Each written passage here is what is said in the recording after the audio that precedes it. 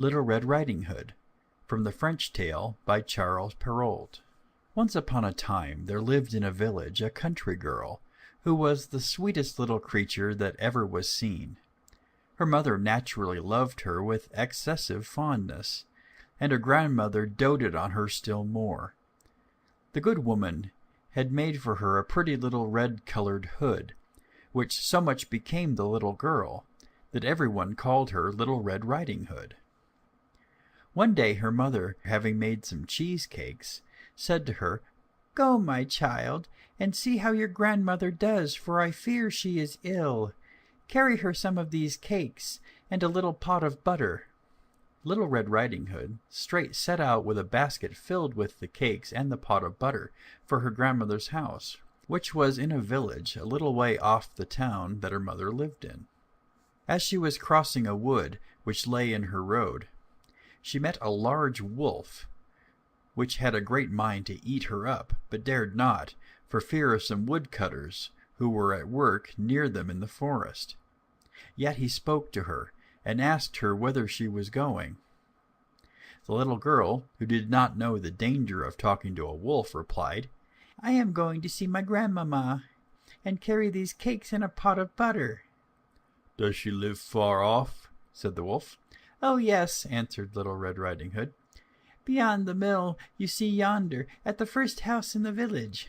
"Well," said the wolf, "I will take this way, and you take that, and see which will be there the soonest." The wolf set off at full speed, running as fast as he could, and taking the nearest way, while the little girl took the longest. And as she went along she began to gather nuts, run after butterflies, and make nosegays with such flowers as she found within her reach. The wolf got to the dwelling of the grandmother first, and knocked at the door. "Who is there?" said some voice in the house. "It is your grandchild, Little Red Riding Hood," said the wolf, speaking like a little girl as well as he could. "I have brought you some cheesecakes and a little pot of butter that Mamma has sent you." The good old woman, who was ill in bed, called out, "Pull the bobbin and the latch will go up." The wolf pulled the bobbin, and then the door went open. The wolf then jumped upon the poor old grandmother and ate her up in a moment, for it was 3 days since he had tasted any food. The wolf then shut the door and laid himself down in the bed and waited for Little Red Riding Hood, who very soon after reached the house. Tap, tap. "Who is there?" cried he. She was at first a little afraid at hearing the gruff voice of the wolf, but she thought that perhaps her grandmother had got a cold, so she answered, "It is your grandchild, Little Red Riding Hood. Mamma has sent you some cheesecakes and a little pot of butter." The wolf cried out in a softer voice, "Pull the bobbin and the latch will go up." Little Red Riding Hood pulled the bobbin, and the door went open. When she came into the room, the wolf hid himself under the bedclothes, and said to her, trying all he could to speak in a feeble voice, "Put the basket on the stool, my dear, and take off your clothes and come into bed." Little Red Riding Hood, who always used to do what she was told, straight undressed herself and stepped into bed.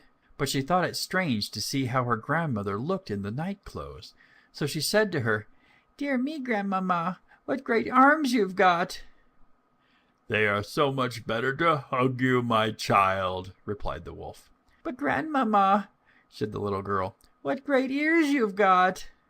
"They are so much better to hear you, my child," replied the wolf. "But then, grandmamma, what great eyes you've got!" said the little girl. "They are so much better to see you, my child," replied the wolf. "And grandmamma, what great teeth you've got!" said the little girl, who now began to be rather afraid. "They are to eat you up," said the wolf. And saying these words, the wicked creature fell upon Little Red Riding Hood and ate her up in a moment.